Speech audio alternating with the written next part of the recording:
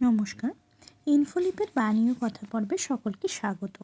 আজ দিনটি সমাপ্ত করব ঠাকুরের একটি ঘটনার মধ্যে দিয়ে।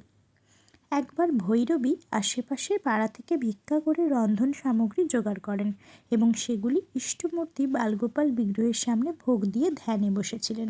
কোথা থেকে শ্রী শ্রী ঠাকুর ভাবে টলতে টলতে এসে নিবেদিত ভোগ খেতে আরম্ভ করলেন। ইতিমধ্যে ভৈরবীর ধ্যান ভঙ্গ হলে ঠাকুরের এই অদ্ভুত আচরণ দেখে গদগদ চিত্তে চোখের জল ফেলতে লাগলেন।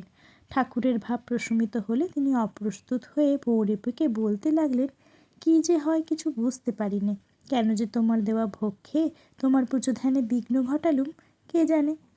তখন ব্রাহ্মণী সজল নয়নে কেঁদে কেঁদে বললেন, না বাবা, তুমি ঠিকই করেছ। আজ আমার জীবনের সমস্ত সাধনার পরিসমাপ্তি ঘটল। ভোগ তুমি খাওনি, তোমার ভেতরে যে আছে সেই আমার ইষ্ট। আমার সাধনায় তুষ্ট হয়ে আজ এই মহাভাগ্য প্রদান করলেন।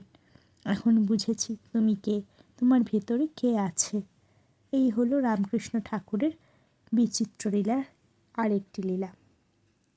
ঠাকুর, মা, স্বামীজির চরণে প্রণাম জানাই। সকলে ভালো থাকবেন, সুস্থ থাকবেন, আনন্দে থাকবেন।